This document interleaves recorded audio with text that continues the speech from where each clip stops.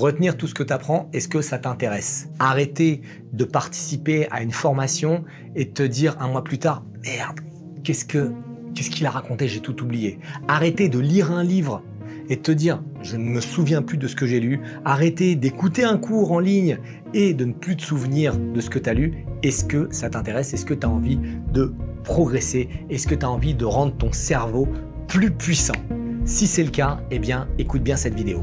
Avant de te présenter le contenu de la vidéo, eh bien, j'ai un cadeau à te faire. Je viens de filmer une masterclass en vidéo qui va t'apprendre à reprogrammer ton cerveau vers la réussite. Si tu as envie d'accéder à cette masterclass, tu as le lien sous la vidéo.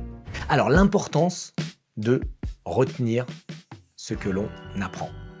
Moi, une de mes valeurs les plus importantes, un de mes systèmes de fonctionnement les plus importants, c'est l'apprentissage constant et permanent. Je ne conçois pas la vie sans progresser. D'ailleurs, j'ai une phrase que je dis et qui choque parfois les gens, c'est « ce qui ne grandit pas meurt ». Donc si jamais tu ne progresses pas, si jamais tu n'apprends pas, si jamais tu ne te développes pas, si jamais tu ne grandis pas, eh bien tu meurs. Et c'est une loi immuable de la nature.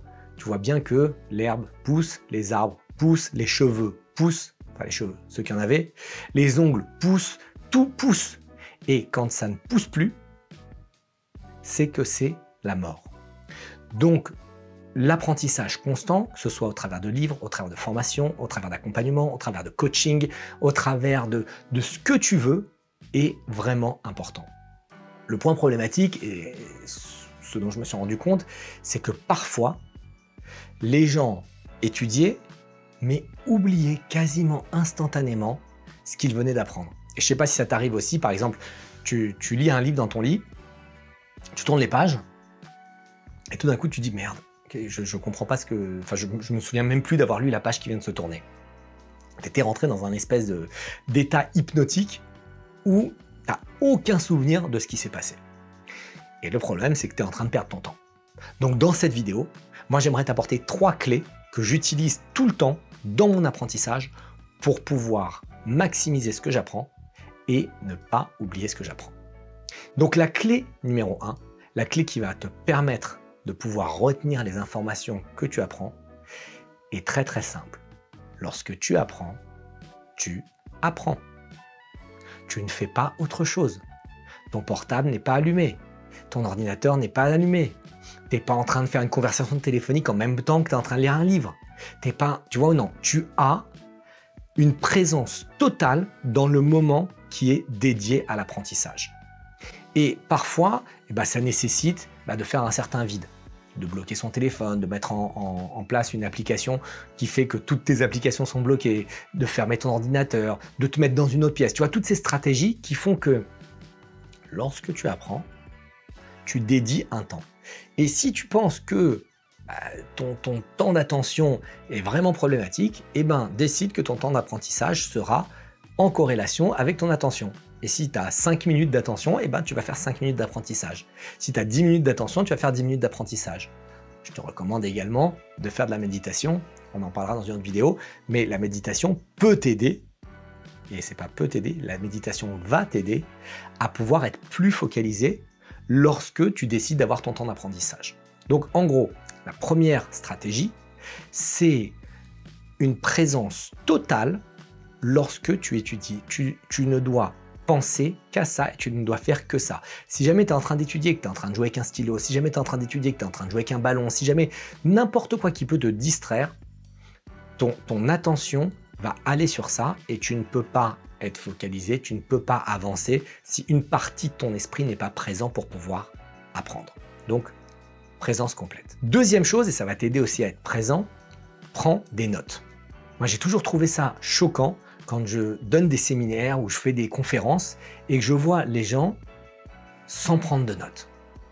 Ça veut dire que je sais très très bien qu'ils vont sortir de la conférence, ils vont sortir du séminaire, ils vont oublier les 3/4, peut-être 80%, 90%. Pourquoi? Parce qu'ils ne prennent pas de notes. Et je vais même te dire quelque chose d'exceptionnel. Il ne s'agit même pas de prendre des notes pour se souvenir de ce qu'on a écrit. Il s'agit juste de prendre des notes pour faire fonctionner ton cerveau. Parfois, quand je donne des séminaires, il y a des gens qui me disent « Est-ce que je peux te filmer ?»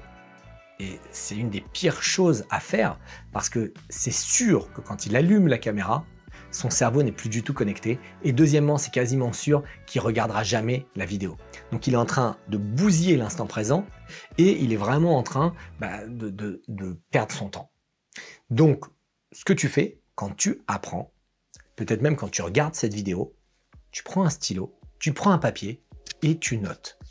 Et encore une fois, évidemment, c'est bien peut-être pour avoir des notes sur la vidéo, mais ce qui est encore mieux, c'est que en faisant fonctionner ton cerveau pour prendre des notes, tu es en train de dire à ton cerveau, écoute bien ce qu'il est en train de te dire. Donc tu vois, tu es encore une fois dans l'instant présent, dans le moment, dans ce qui est en train de se passer. Écoute bien ce que la personne est en train de te dire parce que tu as besoin de faire quelque chose avec ce stylo et avec ce papier pour pouvoir écrire. Et parfois, il s'agit juste peut-être d'écrire les points clés. Parfois, il s'agit juste peut-être de réécrire la phrase que la personne a dit. Et parfois, tu vas commencer à faire fonctionner ton cerveau pour redéfinir une idée ou pour te faire toi-même une version de l'idée que tu viens d'entendre pour pouvoir passer à un niveau et commencer à t'approprier le concept que tu viens d'apprendre. Donc ça, c'est la deuxième stratégie. Et la troisième stratégie que j'utilise et qui est géniale, c'est enseigne ce que tu as appris. Et ça, je l'ai fait toute ma vie et pendant très longtemps sur le Krav Maga que j'enseigne toujours. J'allais voir mon professeur en Israël, j'apprenais et le plus vite possible, j'essayais d'enseigner ce que j'avais appris. Pourquoi? Parce que, encore une fois, quand tu enseignes ce que tu apprends, tu demandes à ton cerveau de faire un effort. C'est pas juste « Ah oui, d'accord, j'ai consommé de l'information, j'ai vu, merci, au revoir, et j'enseigne plus ». Tu es sûr et certain que si tu ne fais rien de cette information, elle va disparaître de ta tête puisque, je ne sais pas si tu connais la phrase « use it or lose it », utilise-la ou perds-le, perds la fonction. C'est que si tu n'utilises pas une information, le cerveau il va dégager l'information. Donc à partir du moment où tu vas dire à ton cerveau « Hey, il faut que j'enseigne ce que je viens d'apprendre », toi, tu vas avoir une responsabilité où tu vas dire à ton cerveau « Hey, Coco, je compte sur toi pour pouvoir m'aider à enseigner ça. » Et quand je te dis « enseigne », je ne te parle pas forcément d'en faire ton métier ou quoi que ce soit. Je te parle d'enseigner à ton mari, à ta femme, à tes enfants, à un collègue. Il s'agit juste de retransmettre l'information, d'essayer de retrouver le cadre, d'essayer de retrouver le pourquoi, d'essayer de retrouver le comment, d'essayer de juste créer le besoin chez ton interlocuteur de vouloir en savoir un peu plus pour que toi tu puisses aussi aller creuser et te poser la question qu'est-ce qu'il a dit exactement, etc. Et du coup, quand tu dois enseigner, peut-être que ces fameuses notes que tu as prises, elles vont t'aider à pouvoir retransmettre l'information. Et du coup, tu vois que toute la boucle est assez intelligente. C'est-à-dire que la première chose, tu vas être un moment entièrement présent. Si tu vois que tu n'es pas présent, ça ne sert à rien de continuer d'apprendre. La deuxième chose, c'est prends des notes. Prends des notes, même si tu trouves ça stupide ce que tu écris, prends des notes parce que tu es en train de faire fonctionner ton cerveau.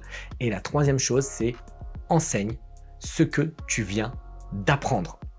Si tu veux avoir plus de vidéos sur la reprogrammation du cerveau et sur la réussite, je te conseille de regarder la vidéo qui vient de s'afficher sur l'écran. Et évidemment, abonne-toi à la chaîne.